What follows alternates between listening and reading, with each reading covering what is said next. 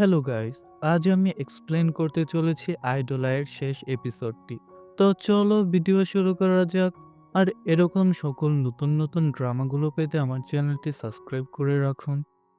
এপিসোডের শুরুতে সেই ১ বছর পরের দৃশ্য দেখানো হয় যেখানে সেনা দৌড়ে নিজের বাড়ির ভেতরে আসে, টিভি চালু করে এবং রায়ের ইন্টারভিউ দেখছিল, যেখানে আমরা জানতে পারি যে গোল্ড বয়েজ এর ওয়ার্ল্ড ট্যুর চলছে। চোংজে বাইরে ছিল যে তাকে খাবার খাওয়ার জন্য বলছিল।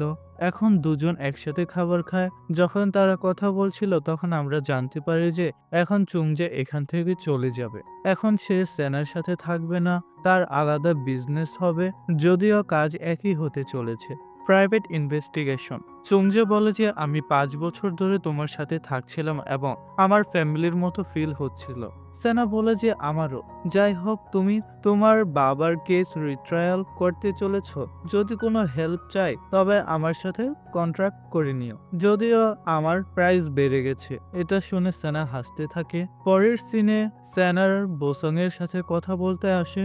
বোসং তার বাবার কেস রিলেটেড অনেক সাক্ষী দেয়, সাথে এভিডেন্সও থাকে। সেনা বলছিল যে আপনার কাছে এগুলো কেন আছে? বোসং বলে যে আমি জানতাম তুমি কোনো একদিন আসবে আর আর এই সবকিছুর জন্য জিজ্ঞাসা করবে। সেনা এই সবকিছুর জন্য তাকে ধন্যবাদ বলে এবং জানায় যে আপনি পাস্টে আমার সাথে কি কি করেছিলেন, তাই আমি অন্য কোনো ল ফার্মে যাইনি, কেবল আপনার ল ফার্মে এসেছি। বোসং বলে যে আমি জানি, আমার জানা আছে যে ছোটবেলায় আমি কিভাবে তোমার দেখাশোনা করেছিলাম। তুমি আমাকে তোমার দ্বিতীয় পিতা ভাবতে পারো। সবাই রায়কে হত্যাকারী বলেছিল, কিন্তু তুমি জানতে যে সে কিছু করেনি। এখন সে ইনোসেন্ট, তুমি তাকে বাঁচিয়ে নিলে। এবারও তুমি এমনই করবে, নিজের বাবাকে ইনোসেন্ট প্রমাণ করবে। এখন সেনা রিটায়ার হতে চলেছে কারণ সে নিজের বাবার কেসে কাজ করবে। কিন্তু বোসং বলে দিয়েছিল যে তুমি যখনই চাও এখানে আসতে পারো, তোমার জন্য সবসময় দরজা খোলা থাকবে এখানকার। হুয়াং এবং বাকি কলিগরা সেনার ব্যাপারে কথা বলছিল। সেনা পরে তাদের কাছে আসে এবং বলে যে আমি আগে সমস্যা তৈরি করে দিয়েছিলাম, এখানে মিডিয়াওয়ালারা চলে এসেছিল, আমাকে এর জন্য মাফ করে দেবেন। আপনারা আমার জন্য যা কিছু করেছেন তার জন্য সকলকে ধন্যবাদ। এ বলে সে চলে যায়। কলিগরা বলে যে আমাদের মনে হচ্ছিল যে এ আমাদের এই জন্মে ধন্যবাদ জানাবে না। সেনা ইউসলকে ফাইল আনার জন্য বলছিল, তাই ইউসল তার কাছে আসে। সেনা তাকে স্পেশাল থ্যাংক ইউ জানায় এবং বলে যে আমি একবার বলেছিলাম যে আমি তোমাকে পরে সবকিছু বুঝিয়ে দেব। যখন রায়ের সাথে ওইসব হচ্ছিল তখন আমি তোমাকে জানাতে চেয়েছিলাম। তারপর বলে দেয় যে আমি অনেক লম্বা সময় ধরে রায়ের ফ্যান। আমি এটা এই জন্য জানাইনি কারণ পাবলিকের মনে হতে পারতো যে আমি তাকে বাঁচানোর জন্য এসব করছি। কিন্তু ইসল অতীতের কিছু কথা জানায় এবং বলে যে আমার আপনার উপর আগে সন্দেহ হয়েছিল, আপনি তার ফ্যান হতে পারেন। একটি সিন দেখানো হয় যে সে অফিসে আসে। সানা আগে নিজের ফোন দেখে খুব হ্যাপি হচ্ছিল, স্মাইল করছিল, তাই সে তার ফোন চেক করে এবং ফটো দেখে যেটা রায়ের ছিল। সানা বলে যে আমি লুকানোর খুব চেষ্টা করেছি কিন্তু তা হতে পারেনি। ইউসুল বলে যে আমি গোল্ড বয়েজের ফ্যান, তাই আমি বুঝে গিয়েছিলাম, যদি অন্য কেউ হতো তবে সে বুঝতেই পারতো না। যাই হোক, আমরা শুধু এটাই চাই যে আমাদের আইডল সবসময় হ্যাপি থাকুক। পরের সিনে দেখি যেখানে সেনা নিজের বাবার কেসে কাজ করছে, অনেক উইটনেসের কাছে যায় এবং তাদের স্টেটমেন্ট নেয়। সাথে আমাদের জানায় যে আমি রায়কে মিস করছি। যখনই আপসেট হয় তার পারফরমেন্স দেখতে থাকে। বঙ্গনের কলিগকে দেখি যে তাকে বলে যে এখন অপরাধী শাস্তি পেয়ে গেছে, আমাদের সেলিব্রেট করার জন্য যাওয়া উচিত। কিন্তু বঙ্গন বলছিল যে আমার আগে থেকে প্ল্যানিং আছে। পরে দেখি যে তার প্ল্যানিং কি ছিল। সেই কোর্টে আসে, সব লোক এখানে ছিল। সেনা জজের সাথে কথা বলছিল এবং নিজের বাবার কেস রিওপেন করার জন্য আবেদন জানাচ্ছিল। নিজের বাবার ব্যাপারে জানায় যে সে কেমন মানুষ ছিল, সে কখনো কাউকে মারতে পারে না। ডিটেকটিভ নামসিওকো এখানে ছিল। বঙ্গন চলে যেতে থাকে কিন্তু নামসিও তাকে ডাকে, তারপর দুজন একসাথে বসে চা খায়। বঙ্গন বলে যে আগে আমি রায়কে ফাঁসানোর জন্য বলেছিলাম, আমার মনে হচ্ছিল যে এভাবেই আমি জিততে পারি, কিন্তু আমি ভুল ছিলাম, আমাকে এর জন্য মাফ করে দিও। নামসিক বলে কোনো ব্যাপার না। যাই হোক, আমরা ফাইনালি অপরাধীকে ধরে ফেলেছি। এখন সেনা নিজের বাবার কেসে কাজ করছে এবং আমি তাকে হেল্প করছি। যাই হোক, এই সবকিছু হওয়ার পর তোমার বাবার নাম আসবে, তুমি কি এতে ঠিক আছো? বঙ্গন বলে যে হ্যাঁ, আমি ঠিক আছি। যদি আমার বাবা ভুল কাজ করে থাকে তবে তাকে শাস্তি পাওয়া উচিত। সানা কোর্ট থেকে বাহিরে আসে।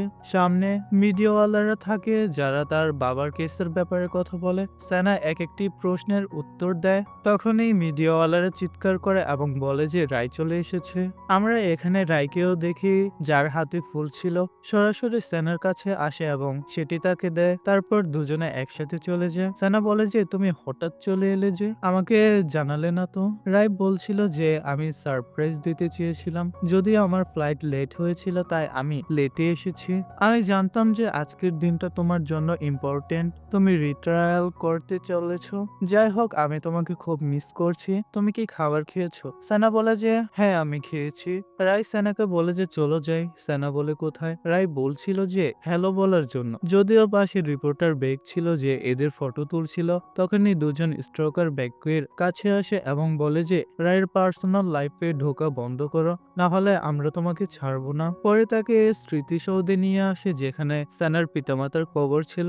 সেনা বলে তুমি কিভাবে জানলে? রায় বলছিল যে আমি চুংজেকে জিজ্ঞাসা করেছিলাম। রায় সেনার প্যারেন্টদের সাথে কথা বলে এবং বলে আমাকে মাফ করে দেবেন, আমি আপনাদের সাথে দেখা করার জন্য লেটে এসেছি, কিন্তু আমি আপনাদের একটা কথা প্রমিস করছি, আমি আপনাদের মেয়েকে হ্যাপি রাখবো। পরে তাকে হাক করে নেয়। তারপর দুজনে হ্যাং আউটের জন্য চলে যায়। সানা জানায় যে যখনই আমি আপসেট হতাম তোমার পারফরমেন্স দেখতে থাকতাম। রায় বলছিল যে আমি পারফরমেন্স করতে পেরেছি কারণ তুমি আমাকে সাহস দিয়েছিলে, যদি এমন না হতো তবে আমি করতে পারতাম না। তারপর আমরা অতীতের দৃশ্য দেখি। ওয়ার্ল্ড ট্যুর হওয়ার আগে রায় সেনার সাথেই ছিল।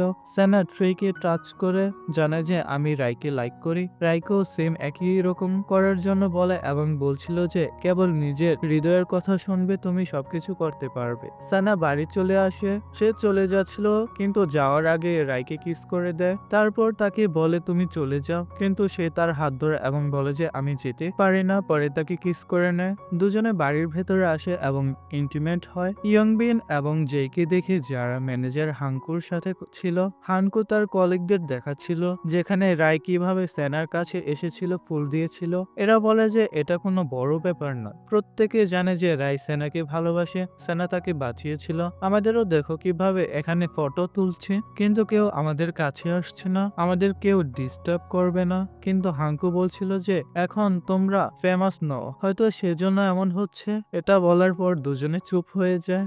সকাল সকাল সেনাকে দেখি যে দৌড়ে ল্যাপটপের কাছে আসে। রায় তার সাথে কথা বলতে চায় কিন্তু সে তার কথা শোনে না। রায়ের জিনিসের একটি ফ্লাশ সেল হতে চলেছে, এটা নিয়ে সে এক্সাইটেড ছিল। রায় তাকে বারবার কথা বলার জন্য ডাকছিল কিন্তু সে তাকে নোটিস করছিল না। যখন সে তাকে থামানো ট্রাই করে তখনই তাকে ধাক্কা দেয়। রায় অন্যরকম মুখভঙ্গি করে। রায় বলে যে এখন আমি তোমার, আমি এর জন্য তোমাকে হেল্প করতে পারি, কিন্তু সে বলে দেয় যে আমার কোনো পার্সোনাল হেল্প লাগবে না। রায় পরে টিকিট দেখাচ্ছিল যা তার ডোমেস্টিক কনসার্টের ছিল। এটা দেখে সে হ্যাপি হয়ে যায় এবং বলে এটা আমার চাই। পরে রায় তাকে দিয়ে দেয় এবং বলছিল যে আমি বাঁচিয়ে তোমার জন্যই রেখেছিলাম। তারপর নিজের মেয়েদের সাথে দেখা করতে আসে যে আগে এই বাড়িতে কাজ করত। রায় বলে দিয়েছিল যে আপনি সেনার জন্য খাবার বানান। মেয়ে তেমনই করে, তাকেও কনসার্টের টিকিট দিয়ে দেয় এবং আসার জন্য বলে। রায় পরে সেনার কাছে মেসেজ করে এবং বলে যে এখানে চলে এসো, আমি তোমার সাথে দেখা করতে চাই। এখন এখানে তারা ওয়েট করছিল। তখনই সেনা এখানে চলে আসে, তাকে দেখে তার নাম নেয়, ফটো তুলতে থাকে এবং বলে যে আজ তোমাকে খুব হ্যান্ডসাম লাগছে। রায় বলছিল যে চলো পিকনিকে যাই, কিন্তু সেনা বলে যে আমার আগে থেকে প্ল্যানিং আছে। পরে দেখি প্ল্যানিং কি ছিল। সে চুংজের সাথে দেখা করতে আসে, এখন রায়ের সাথে কথা বলছিল। রায় জানায় যে আমাকে ইনোসেন্ট প্রমাণ করানোর জন্য তুমি অনেক হেল্প করেছো, এর জন্য তোমাকে ধন্যবাদ। কিন্তু চুংজে বলে দেয় যে আমি এই সব কিছু সেনার জন্য করেছি। যাই হোক, আমি তোমাকে একবার বলেছিলাম যে সেনা তোমাকে লাইক করে না, সে কেবল ফ্যান হিসেবে তোমাকে লাইক করে, কিন্তু আমি ভুল ছিলাম। আমি জানতাম যে এমনটা নয়, কিন্তু আমি জেনে বুঝে এমনটা বলেছিলাম যাতে তুমি সেনার থেকে দূরে চলে যাও এবং আমি সেনার সাথে থাকতে পারি, কিন্তু এমনটা হলো না। সে তোমাকে খুব লাইক করে। সেনা এখানে আসে জিজ্ঞাসা করে তোমরা কোন ব্যাপারে কথা বলছো, কিন্তু এরা জানে না খাবার খেতে থাকে। পরের সিনে গোল্ড বয়েজের 3 মেম্বার স্মৃতিসৌধে আসে, ইউচং এর সাথে দেখা করে। এখানে বোসংও চলে এসেছিল। বোসং পরে রায়ের সাথে কথা বলে। বোসং জানায় যে তোমাদের ওয়ার্ল্ড ট্যুর ছিল, আমি তোমার সব পারফরমেন্স দেখেছি। রায় বলে যে যদি আপনি আমাকে না আনতেন তবে আমি এমনটা কখনই করতে পারতাম না, এর জন্য আপনাকে অনেক অনেক ধন্যবাদ। কিন্তু বোসং বলে যে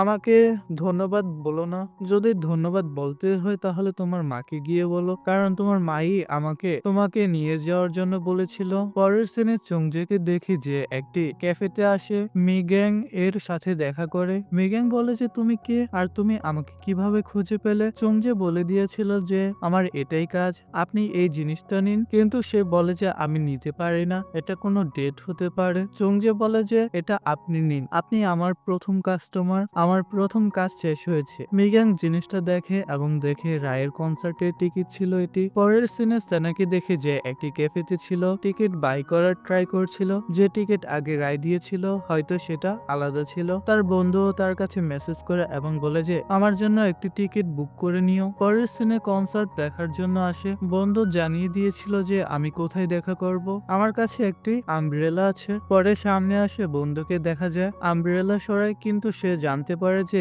এ তো ইউসোল। অর্থাৎ ড্রামার শুরু থেকে শেষ পর্যন্ত ইউসোলের সাথে কথা বলছিল, কিন্তু সে জানতোই না। যদিও ইউসোলও জানতো না যে সেনাই তার বন্ধু ছিল। এখানে সেনা সেই সিন মনে করে যে আমি আমার বন্ধুর কাছে কল করেছিলাম এবং সে ইউসং এর অ্যালবামের ব্যাপারে বলছিল, যদি সে অ্যালবামের নাম না বলতো তবে আমরা এই কেস জিততে পারতাম না। পরে তাকে বলছিল যে আমি রায়কে ইনোসেন্ট প্রমাণ করে দিয়েছি, এর কারণ কেবল তুমি। চলো এখন কনসার্ট দেখার জন্য যাই। ভেতরে আমাদের 3 বন্ধুকে দেখানো হয় যারা নিজেদের কনসার্টের প্রিপারেশন নিচ্ছিল। পরে পাবলিকের সামনে আসে, গান গাইতে স্টার্ট করে দেয়। সব ফ্যান চিয়ারিং করছিল এবং খুব হ্যাপি ছিল। আর এই দৃশ্যের সাথে সাথে সম্পূর্ণ ড্রামাটি শেষ হয়ে যায়। তো তোমাদের ড্রামাটি ভালো লাগলে আর এরকম নতুন নতুন ড্রামাগুলো পেতে চ্যানেলটি সাবস্ক্রাইব করে রাখো। কমেন্ট করে জানাতে পারো নতুন কিছু ড্রামার নাম। খুব শীঘ্রই দেখা হচ্ছে নতুন কোনো ড্রামা।